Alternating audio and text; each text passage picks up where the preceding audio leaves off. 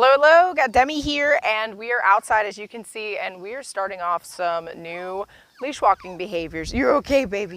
Good girl, good girl. Okay, so leash walking can be rather complex, so we like to simplify it in a few steps first. The very first thing that we taught you guys was, of course, how to use the clicker, and then we jumped right into eye contact. So if you want a dog to walk next to you, walk less, less pulling and being so distracted, you need to make sure that she is in fact offering a little bit of eye contact. That's where we like to start. Very, very simple. If she is not looking at me, I know that she's going to be pulling at the end of this walk. So whenever we're incorporating eye contact with leash walking, I'm not actively asking her for eye contact, but I am using my clicker and I'm rewarding for the moments that she does offer eye contact. So she just glances in my direction. She's letting me know that she is in fact in tune with who is holding the leash, instead of too invested into where she's going. The next step, or as we're working that in, you'll notice that I'm going to be clicking frequently every time she checks in with me. The other thing she needs to learn is the actual length of her leash. The problem with leash pulling, and the reason why dogs continue to do this, is because they associate that sensation of pulling on their neck as going forward. They've always pulled, and so you always continue to move forward, so they think that's what influences their walk. Pulling means I go forward. Now we're going to break that habit altogether.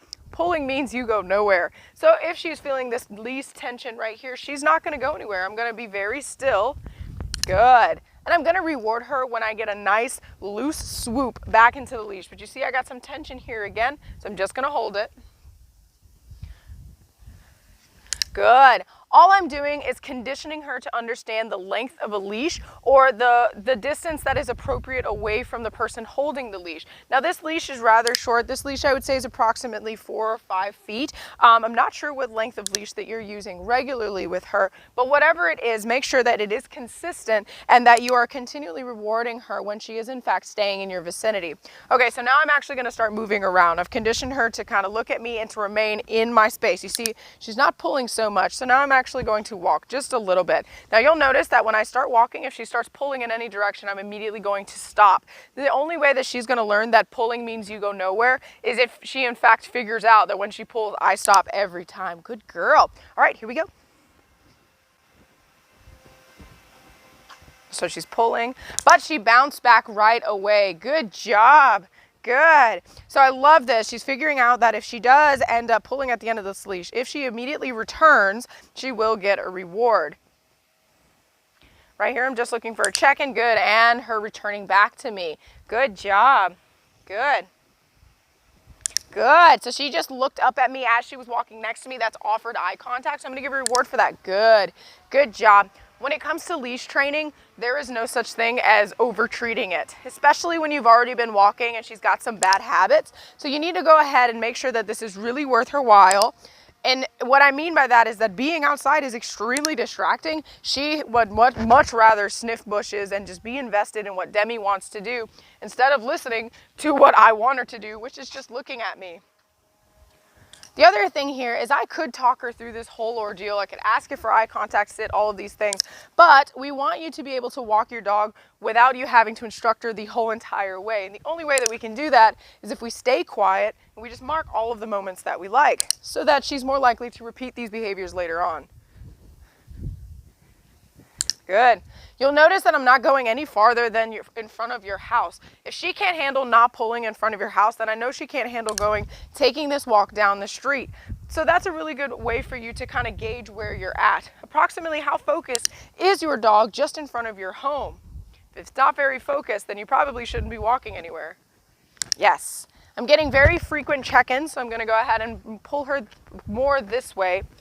One thing to note when you're near grass, different patches or areas of grass that they haven't smelled yet, typically that is more distracting. So if you're starting off with some leash training, you should definitely stick to asphalt or concrete as long as it's not too hot, so that they have a more likelihood of succeeding, because when they catch a smell, it's really hard to get them to listen.